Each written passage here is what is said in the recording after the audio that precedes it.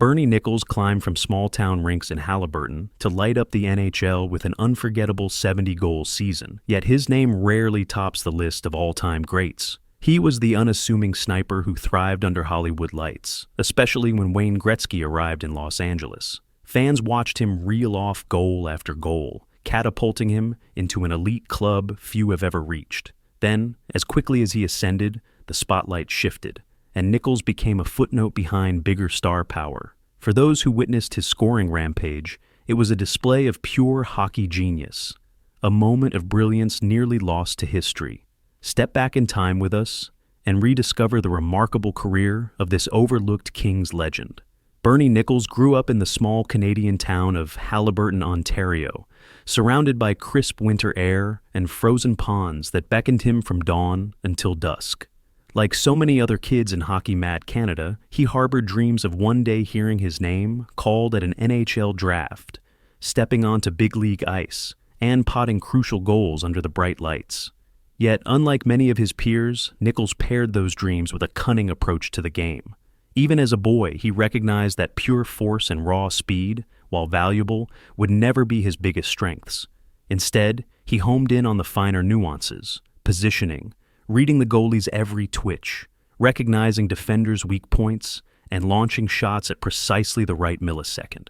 By the time local coaches began raving about him to scouts, Nicholls already had a mental catalog of how to exploit the slightest error in an opponent's coverage. He wasn't physically imposing, didn't have explosive speed, and was rarely the loudest voice in the locker room, but he possessed a cold-blooded knack for finishing that would turn heads at every level he reached. Despite his impressive scoring in youth leagues, Nicholls didn't storm onto the junior hockey scene as a can't-miss prospect like, say, Wayne Gretzky or Mario Lemieux.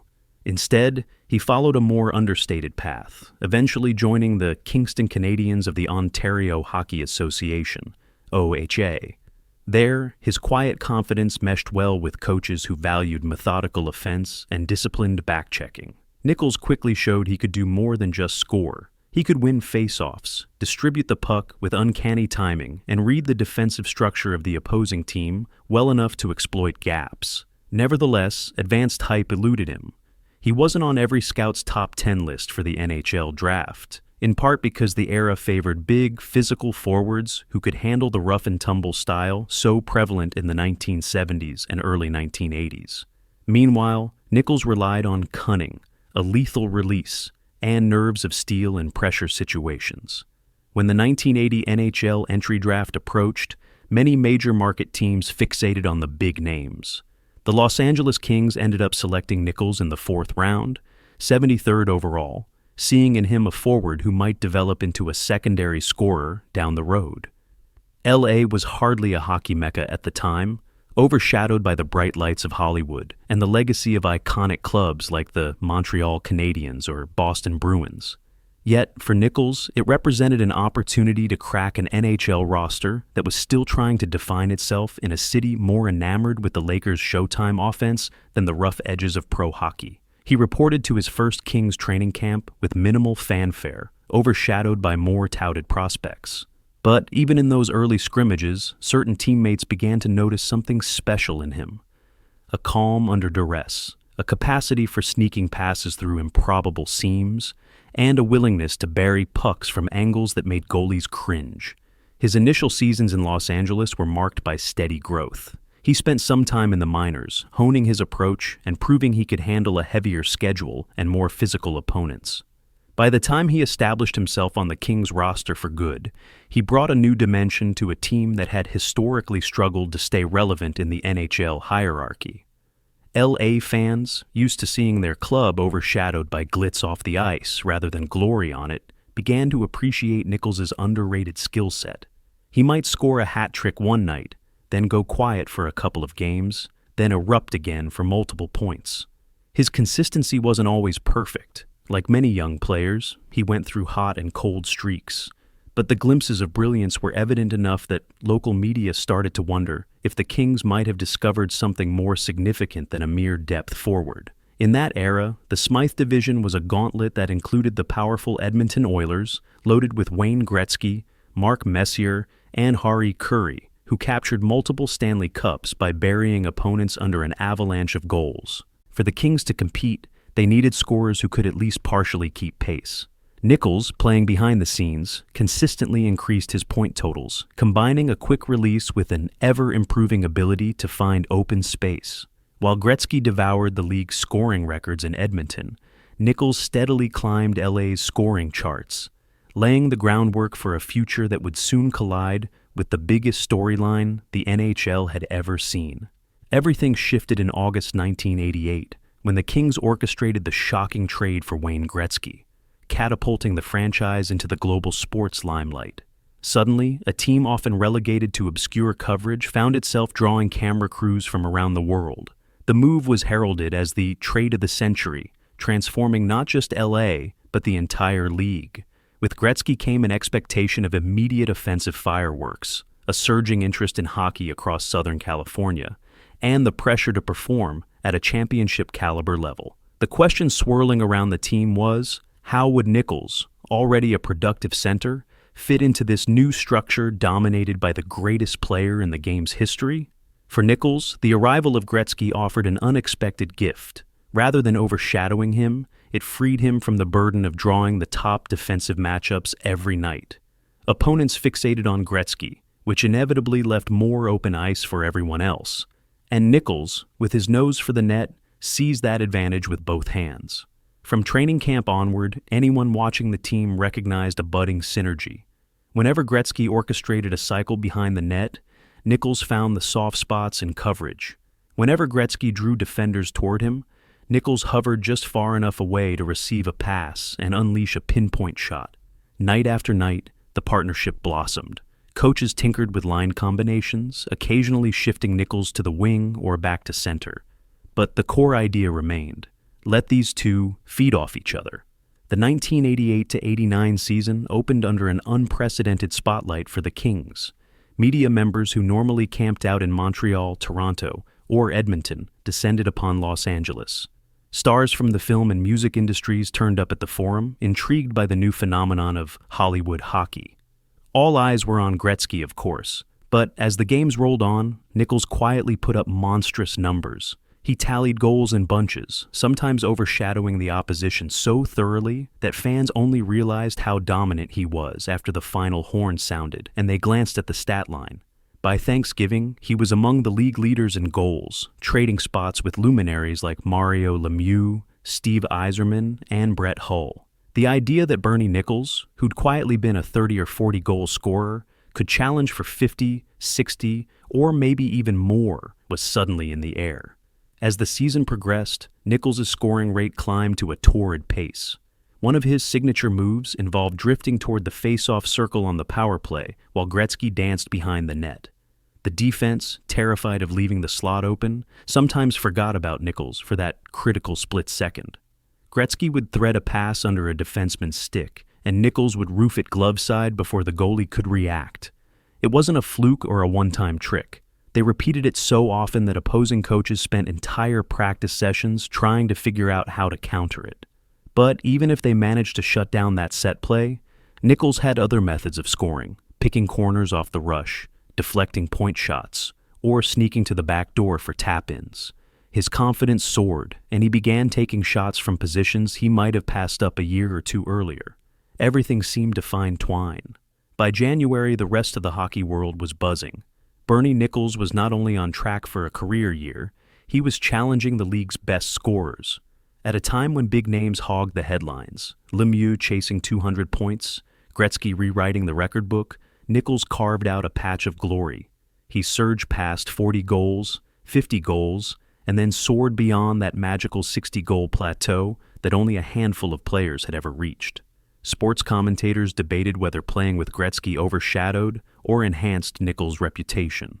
Some argued that any decent finisher placed next to the great one would accumulate big numbers. Others insisted that Nicholls' instincts were so advanced, he'd score prolifically anywhere. But now, with Gretzky, he'd reached the synergy necessary for a truly historic season. Night after night, he kept racking up hat tricks, multi-goal games, and clutch tallies in tight matchups. The Forum roared with every new milestone, fans holding up signs counting down to the next big goal. Perhaps the most remarkable aspect was that Nicholls never appeared rattled by the attention. He remained stoic, modest in interviews, shrugging off questions about personal accolades and emphasizing the team's quest for playoff success. But inside, he admitted later, he felt the mounting pressure of joining an exclusive club of 70-goal scorers. He was keenly aware that only a handful of players had ever achieved that feat, and approaching it filled him with both exhilaration and a certain quiet dread. He didn't want to let this golden opportunity slip away. The night he scored his 70th goal arrived with an air of inevitability. The atmosphere at the Forum was electric, as fans sensed they were on the verge of witnessing history. Every time Nicholls took a shift, anticipation rippled through the seats. Finally, after a face-off in the offensive zone, a scramble puck found its way to Gretzky, who quickly slipped it cross-crease to Nicholls. He wasted no time, hammering it under the crossbar. The arena erupted as though they'd just won the Stanley Cup.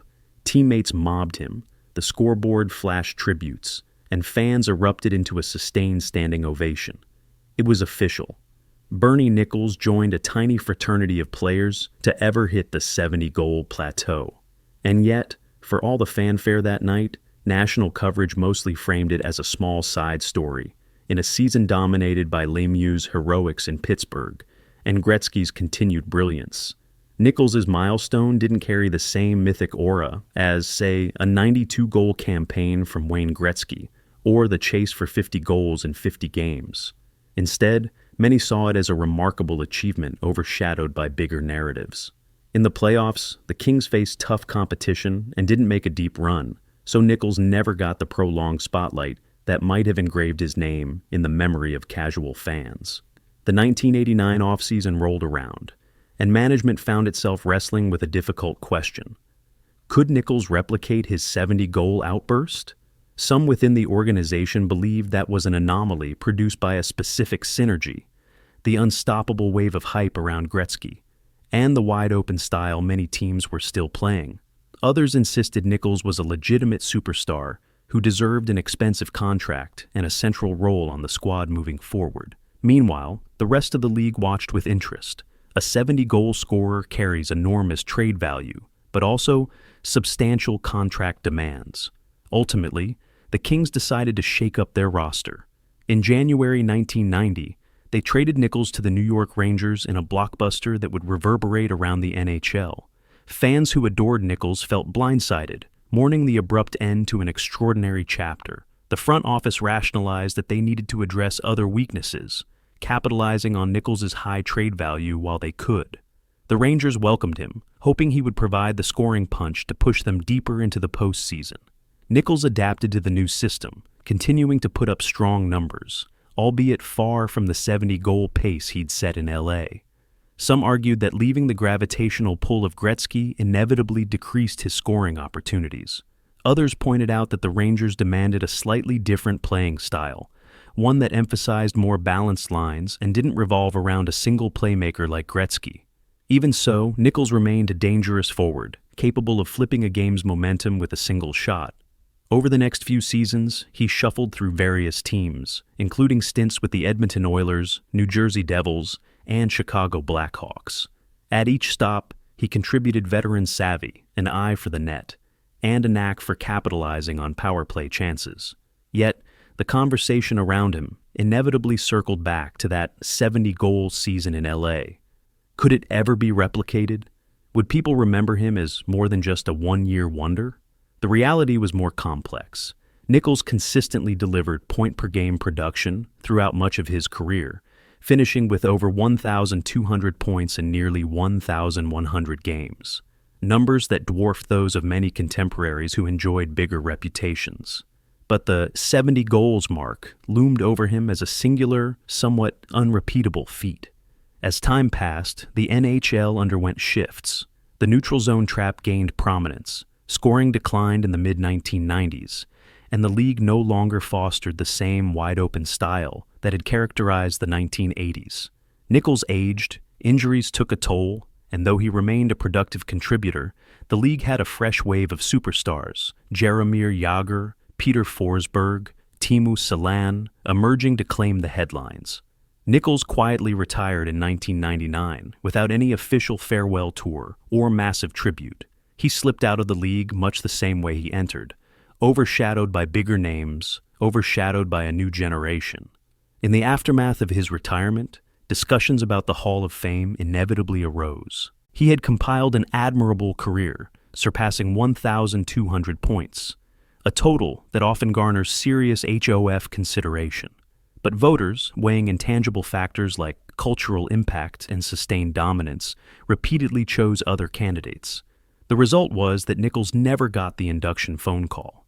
Among fans who studied the era closely, some considered it an injustice, while others regarded it as the correct verdict. An excellent forward, but not quite at the Pantheon level. The overshadowing presence of that single remarkable season continued to shape how he was perceived. Critics labeled it a fluke. Supporters argued that it was simply the best reflection of what Nicholls could achieve if given the right role and circumstances. Off the ice, Nicholls remains a testament to the humility that can coexist with spectacular success. Even after retiring, he didn't go searching for the spotlight. He made occasional appearances at Kings alumni events, autograph sessions and interviews, but mostly he settled into a quieter post-hockey life. He's spoken in interviews about how he enjoyed playing with some of the all-time greats and felt blessed to have experienced that single magical season. On social media and in modern fan circles, there's a wave of respect for him as a hidden gem, a figure that die-hard fans bring up to exemplify how greatness can sometimes be missed by broader mainstream coverage. So in the end, Bernie Nicholls stands as an NHL star who soared to legendary heights for a fleeting moment, 70 goals in a single year, yet finds himself largely overlooked in mainstream recollections of 1980s hockey. He exemplified both the power of synergy, playing alongside Gretzky and that explosive Kings offense, and the ephemeral nature of sports fame, where one can put up staggering numbers but still remain overshadowed by bigger narratives. There's no easy label to place on him. He wasn't a one-hit wonder, given his overall career totals. Yet he never ascended to the long-term stardom that might have anchored him in the collective memory, alongside the likes of Lemieux or Yzerman.